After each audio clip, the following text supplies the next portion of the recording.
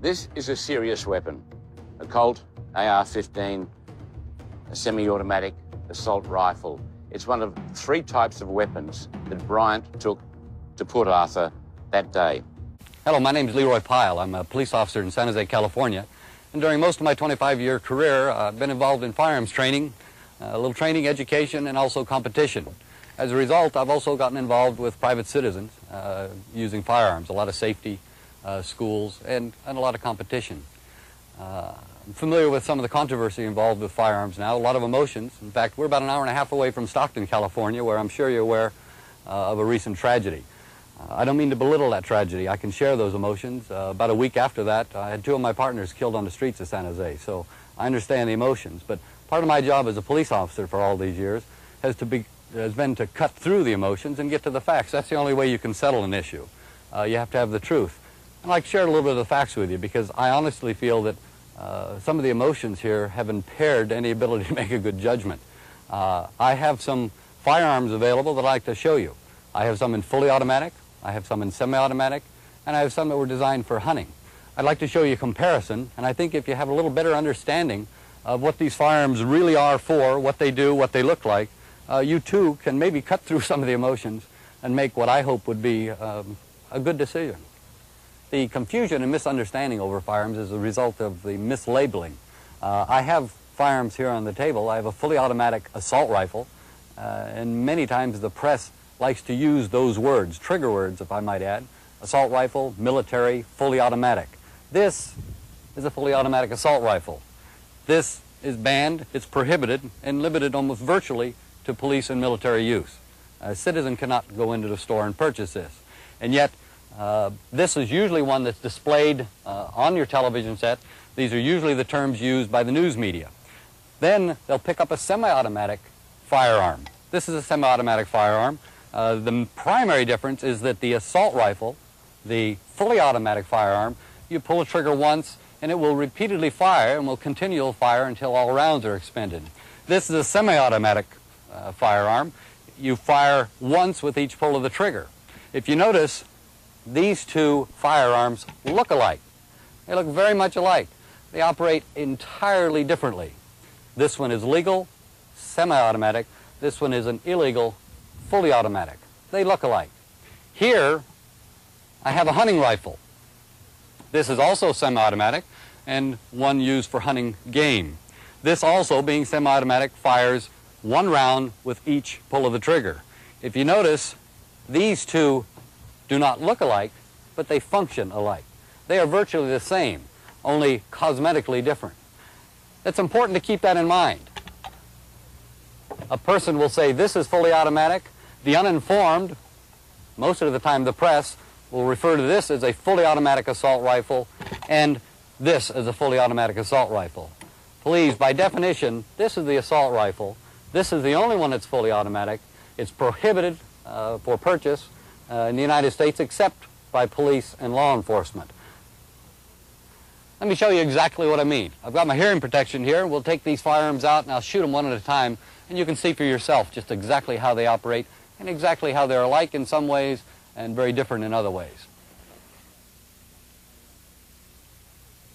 This is the fully automatic firearm. It's an AK-47. Primary feature is with 1 pull of the trigger, it will fire repeatedly. It'll fire until you either release the trigger or you expend all the rounds. Let me show you.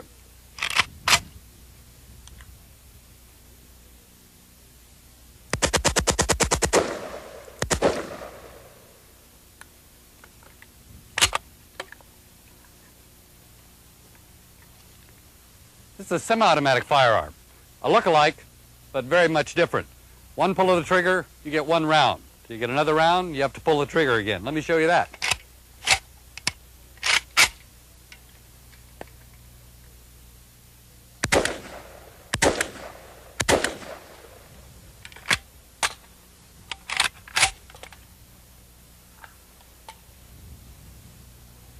This too is a semi-automatic. The feature with semi-automatic, 1 pull of the trigger, 1 round. If you notice, the action very similar to the other firearms, but very much different from the fully automatic rifle. This too is a hunting rifle. Again, 1 pull of the trigger, 1 round.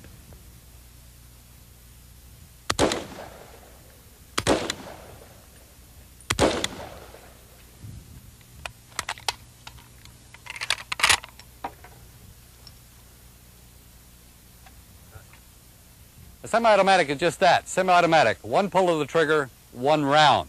That's a technology that's over 100 years old. If you ban that technology, you ban about 20 million firearms. Let's take a little closer look at them. This is the semi-automatic technology I referred to. You notice cosmetically there is a difference, but if you get to the working parts, the actual action, they're identical. In fact, let me show you just exactly how identical. This is the military look-alike. If you take off a cover, the working part compared to this hunting rifle, take off the cover, and the working parts are identical. Again, semi-automatic technology. One pull of the trigger, one round. Entirely different from the military fully automatic assault rifles. I'd like to show you how a simple cosmetic change could lend to the confusion in this attempt to try to define something as an assault rifle. This is a very popular, very common semi-automatic rifle.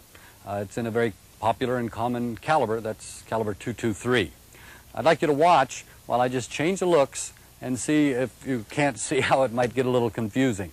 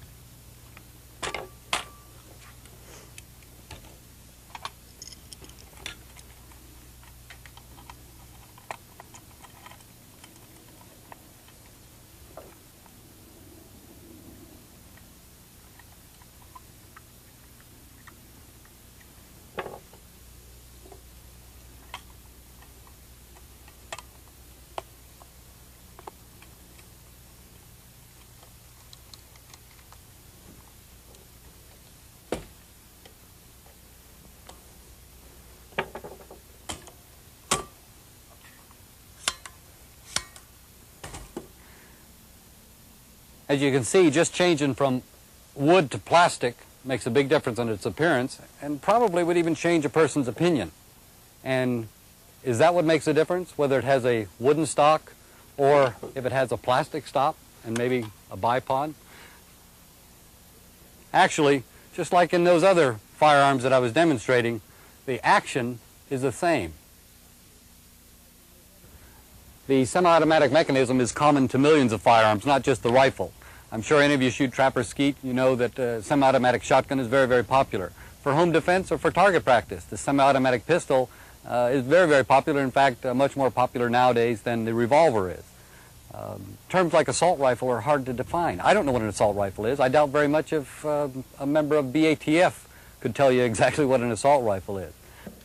Any type of legislation that's framed and drafted in relation to assault, what we're referring to here this morning is assault or paramilitary type weapons, there will be an inherent difficulty in drafting this. And the difficulty is that it's going to be very hard to draw a clear distinction between what we have as an assault type rifle and a semi-automatic sporting weapon. The assault weapon has a very menacing appearance to it. But this gun, technologically, as far as how it fires, is pretty much the same as a sporting semi-automatic rifle, with the exception that this firearm has an exotic type appearance to it. Put a standard type stock on it and remove the bayonet mount. It would also even have the appearance of a sporting type weapon. Frequently hear reference to the fact that a semi-automatic rifle can be easily converted to fully automatic. That's not true. Why? Because these military-style assault weapons of today are not easily and readily convertible without extensive knowledge and modifications to the weapon and or a substitution of available parts. Now, in my 12 years within the unit, considering the enormous amount of firearms that we have taken into custody, and that's over 50,000, I would say, and these including the ones from the hardcore gangs, and from the drug dealers, our unit has never, ever had one AK-47 converted, one Ruger Mini-14 converted, an H&K 9193 never converted, an AR-180 never converted. So this media blitz of many of these assault weapons or supposedly military-style weapons are being converted to full automatic is not true. So millions of law-abiding citizens own this semi-automatic technology. It would really be a shame if you legislated against that technology, and it would be really sad if that legislation was as a result of just some confusion and misunderstanding, and especially by mislabeling. I hope I've been able to help you with some of this information.